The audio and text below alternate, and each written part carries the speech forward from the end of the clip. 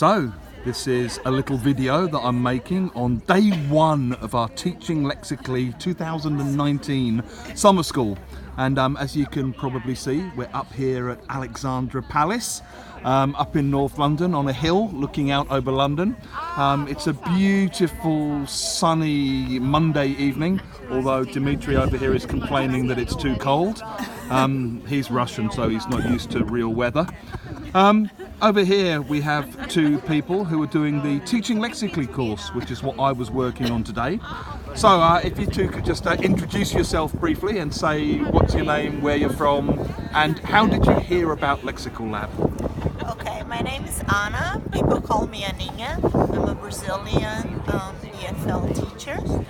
And I heard about this course because my friend Olga from Russia, she told me about it. She said, Aninha, It's her fault.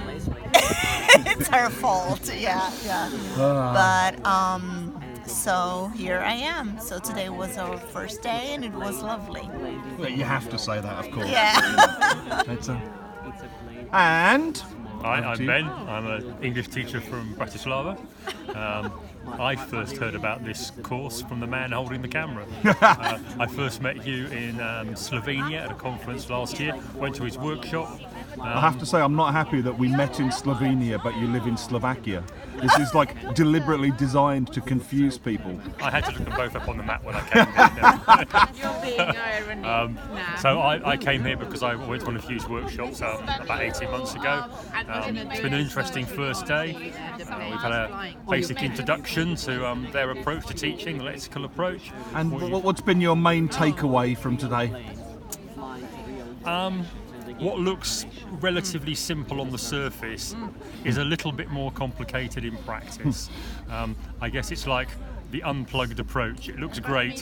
When you actually come down to do it, there's a little bit more underlying it than meets the eye. I suspect this is actually the same as almost anything in life. It's like you watch, professional cyclists doing the Tour de France and they make it look effortless, and then you get on a bike yourself and try and go up a hill to come up to Alexandra Palace and you nearly give yourself a heart attack. And like most people who are experts, they cheat though by doing lots of practice.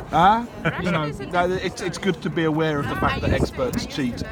And for Aninha, what's been your main takeaway from the day? I was thinking about the follow-up questions and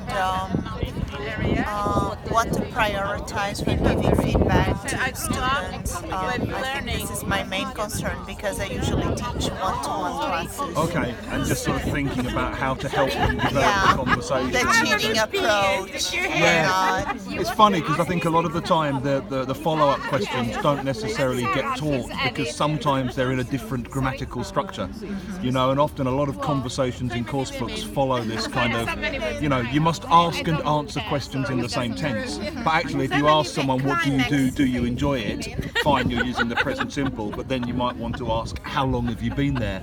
And course books often don't do that because it doesn't fit the grammatical pattern. But conversationally, it's perfectly logical to do that, So I guess making that available to students sometimes is quite important. It is. Can we cut? We can. I shall cut there.